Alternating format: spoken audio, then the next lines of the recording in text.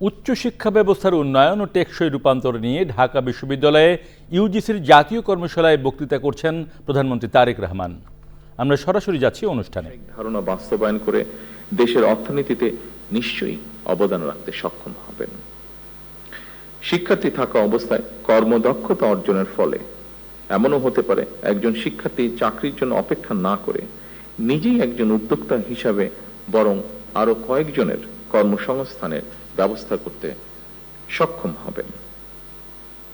এইসব উদ্যোগ ছাড়াও সরকার উচ্চ শিক্ষা প্রতিষ্ঠানগুলোতে উদ্ভাবন এবং উদ্যোক্তা উন্নয়ন ইনস্টিটিউট, সায়েন্স পার্ক প্রতিষ্ঠার পরিকল্পনা করছে। দেশি বিদেশি প্রতিষ্ঠানের সাথে অংশীদারিত্বের ভিত্তিতে বিশ্ববিদ্যালয়গুলোতে বিজ্ঞান মেলা, innovation fair, product sourcing fair সহ এ ধরনের শিক্ষা ও দক্ষতা বিষয়ক আয়োজনকে উৎসাহিত করার পরিকল্পনা আমরা নিয়েছি।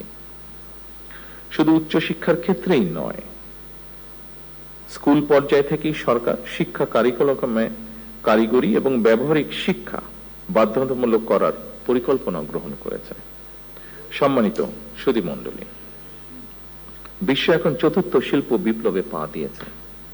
চতুর্থ শিল্প বিপ্লবের চলমান এই সময় এআই বা কৃত্রিম বুদ্ধিমত্তা, robotics, automation, genetic engineering, biotechnology, cyber security, quantum computing, big data, material science, nano technology, পঞ্চম 200-র বেশি সার্ভিস ও ফিচারে লেনদেনের সব বিকাশ অ্যাপে সম্ভব। প্রজন্মের ওয়্যারলেস প্রযুক্তি, এইসব উন্নততর প্রযুক্তি একদিকে আমাদের চিন্তার জগৎ নিয়ন্ত্রণ করছে, অপরদিকে শাসন করছে মানুষের কর্মক্ষেত্র বা কর্মসংস্থান। এর ফলে নিত্য নতুন প্রযুক্তির ব্যবহার একদিকে প্রথাগত চাকরির বাজারে বেকারত্ব হয়তো বাড়াচ্ছে, অন্যদিকেও আবার তৈরি করছে নিত্য নতুন ভিন্ন ধরনের কর্মসংস্থান।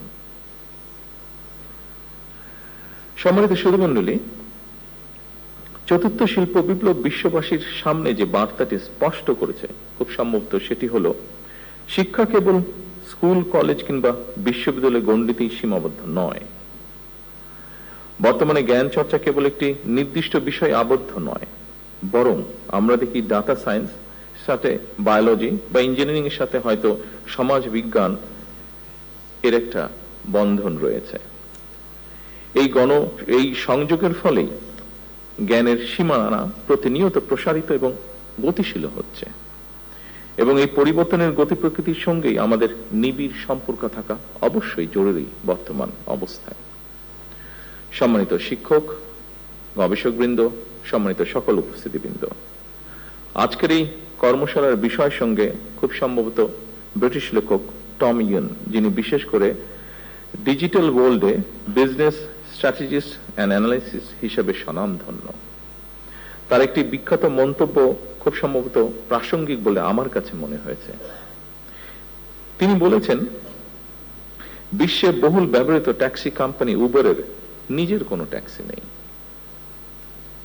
বিশ্বে অপ্রতিদ্বন্দ্বী সোশ্যাল মিডিয়া ফেসবুক নিজে কোনো কন্টেন্ট তৈরি করে না। বিশ্বের বৃহত্তম অনলাইন বিজনেস প্ল্যাটফর্ম আলিবাবার কোনো স্টক বা মজুদ পণ্য নেই। বিশ্বের সবচেয়ে বড় আবাসন প্রোভাইডার এয়ারবিএনবির নিজেদের কোনো রিয়েল এস্টেট বা অ্যাসেটস নেই। অর্থাৎ ইনোভেটিভ আইডিয়া দিয়ে তারা যার যার ক্ষেত্রে বিশ্ব শাসন করছে। এই প্রতিষ্ঠানগুলোই মূলত একটি স্মার্ট ইন্টারফেস। তারা সেবা দিচ্ছে না, বরং যারা সেবা নিতে চায় এবং যারা সেবা দিতে চায় তাদের এক জায়গায় নিয়ে এসেছে।